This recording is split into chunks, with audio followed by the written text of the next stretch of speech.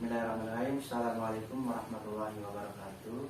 Alhamdulillahirabbil alamin wa bihi nasta'in ala umuri dunya waddin. Wassalatu wassalamu ala asyrofil anbiya'i wal mursalin sayyidina Muhammadin wa ala alihi wasallam. Rabbi shrah li sadri wa yassir li amri wahlul 'uqdatam min lisani yafqahu qawli. Amma ba'du. Alhamdulillah, pada hari ini saya Muhammad Nur Rahman dari prodi PAI reguler semester 5 akan membawakan micro teaching Al-Quran hadis yang berjudul Al-Baqarah surat Al-Baqarah. Jadi tema Al-Baqarah dalam surat hadis ini yang akan saya bahas adalah surat Al-Baqarah ayat 204 sampai 206. Yaitu Al-Baqarah ayat 204 sampai 206 ini adalah mengenai pada pelajaran kelas 11 SMA.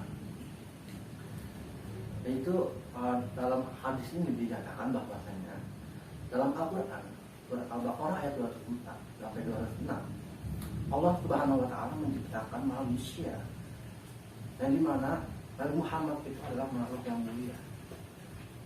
Yang dimana sebagaimana ayatnya akan saya bacakan, yaitu adalah A'udzubillahi minasyaitonir rajim. Bismillahirrahmanirrahim. ومن الناس من يعجبك قوله في الحياة الدنيا ويشهد الله على ما في قلبه وهو على كل خصام وإذا تولى سعى في الأرض ليفسد فيها ويهلك الحرث والنسل والله يحب الفساد. Yang artinya terjemahannya itu adalah, dan di antara manusia ada yang pembicaraannya tentang kehidupan dunia dan mengagungkan engkau Muhammad, dan dia bersaksi kepada Allah mengenai isi hatinya, dan padahal dia adalah penentang yang paling keras. Dan apabila berpaling dari engkau, dia berusaha untuk berbuat kerusakan di bumi serta merusak dan tanaman-tanaman dan ternak. Sedangkan Allah tidak menyukai kerusakan.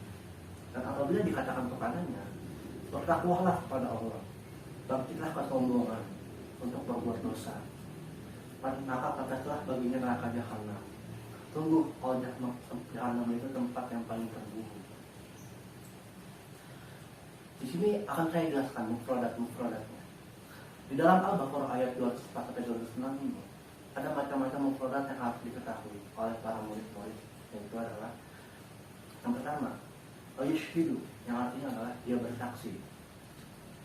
Qalbihi, isi hatinya, yang artinya isi hatinya. Lalu yang ketiga, bahwa alat berkisah, apa artinya? Artinya adalah padahal dia adalah penentang yang paling keras. Wa idza tawalla sa'a, dan apabila dia berpaling dari engkau. Dan selanjutnya itu adalah yufsida. Yufsida ini berbuat kerusakan. Yang itu adalah dalam bahasa Arab itu sebutnya fi'lul amr, yaitu adalah fi'il yang memberi perintah. Wa yuhlika, serta merusak. Al-harth itu adalah tanaman-tanaman. Lalu an-nasr itu adalah ternak. Al-fasad adalah kerusakan. Taqillah, bertakwalah kepada Allah. Ahdatsahu, akhadathu, bangkitlah. Al-izzat, kesombongannya. Bil itsmi, berbuat dosa. Al-mihad, yang terburuk. Lalu kandungan surat Al-Baqarah ayat 204 lalu sampai 206. Apa itu kandungannya? Setelah kita mendengar gitu ya, setelah kita mendengar apa yang telah dibacakan, yaitu adalah surat Al-Qurannya, kita sebagaimana kita manusia membaca Al-Quran ya kan, lalu ada terjemahannya, lalu kita tulis mufradatnya. Lalu apa sih isi kandungan Al-Quran itu? Surat Al-Baqarah ayat 204 sampai 206. Di sini dijelaskan kata al-qisam pada ayat 204 adalah masalah dari qasama, yang artinya adalah yang berarti penentangan yang sangat tinggi. Yang dalam ayat ini digambarkan dengan orang yang mulusnya manis, menyatakan iman yang sebenar-benarnya, bersumpah demi Allah maka bahwa ia beriman, tetapi hatinya itu sangat ingkar. Ingkar ini dalam bahasa itu adalah keluar dari jalur ketaatan. lalu bahkan sangat memusuhi Islam, maka kepalsuan ini dibukakan oleh Allah, yang dimana orang seperti Al-Akhnas adalah pendusta, tidak dapat dipercaya bahwa dia adalah musuh Islam dan penentang yang keras terhadap Nabi Muhammad. Jadi kisahnya seperti ini, yaitu adalah sebenarnya pada zaman Rasulullah SAW itu adalah ada orang bernama Al-Akhnas, yaitu dia adalah musuh Islam lalu penentang yang keras, gitu kan.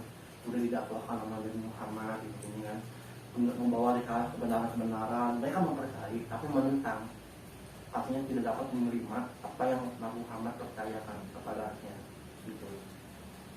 Lalu kata-kata yang menarik sehingga orang dengar terpesona, terpengaruh, tidak ada lagi keributan kebenaran ucapannya itu, bersumpah dengan nama Allah untuk menunjukkan kebenaran seakan-akan dia bermaksud baik, gigi dalam berdebat, berhujah menghadapi lawan penentangnya. Yang artinya di sini pada ayat 204 ini adalah ketika kita menemukan perdebatan gitu ya, perdebatan ini pasti ada halnya orang yang memang mempunyai seni-seni berbicara yang indah, tapi jangan sampai kita juga terjebak oleh kata-kata bijak. Kadang juga kita terpesona, terpukau dengan kata-kata bijak gitu ya. Contohnya ya, ibaratnya gitu, kita mempunyai kita terpukau gitu kan, jadilah diri sendiri gitu kan ya. Tapi itu menjebak gitu kan. Ada suatu kata yang memang itu bagus, tapi setelah dipahami gitu ya, pernyataan itu setelah menjebak. Nah, maksud kayak gini seperti itu.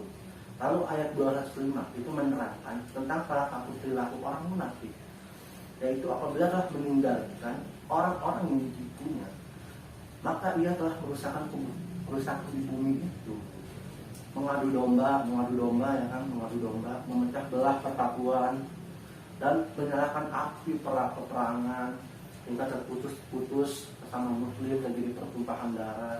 Dia juga merusak tanaman-tanaman, buah-buahan kita itu dan lain sebagainya. Lalu pada saat kisahnya ini juga ada lanjutan lagi asbabun nuzulnya itu. Kita Akhnas melakukan waktu pulang dari peperangan Badar, yaitu melewati Bani Zahra yang bersengketa dengan Bani Sakit. Dia mengundak-undak lalu membakar lahan pertanian dengan ternak, yang dimana perbuatan ini menyebabkan isu negatif, yang artinya itu adalah mengundang memancing lah gitu ya. Yang dimana pada saat Bani Zahra dan Bani Sakit ini dulu adalah Bani yang tentam gitu kan, tapi ada orang yang menyalahkan sumbu dari dalam sehingga memutus persatuan lah dalam suatu persengketaan tersebut gitu ya. Seperti lahan pertanian mereka, kampung mereka hangus gitu kan ya. Karena memang itulah ada seorang yang memang ini ayat ini menegaskan bahwasannya berhati-hatilah kepada seorang pengkhianat.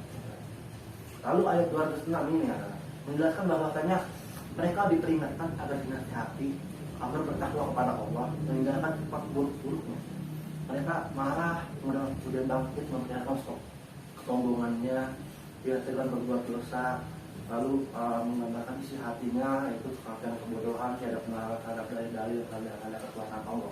Yang artinya ini sangat berhubungan dengan ayat-ayat sebelumnya, yang dimana ketika orang sedang menyampaikan pesan-pesan yang baik, tapi tidak ada sedikit pun keimanan dalam dia, tapi akan tetapi yang bangkit bukan hanya keimanan, tapi kesombongan.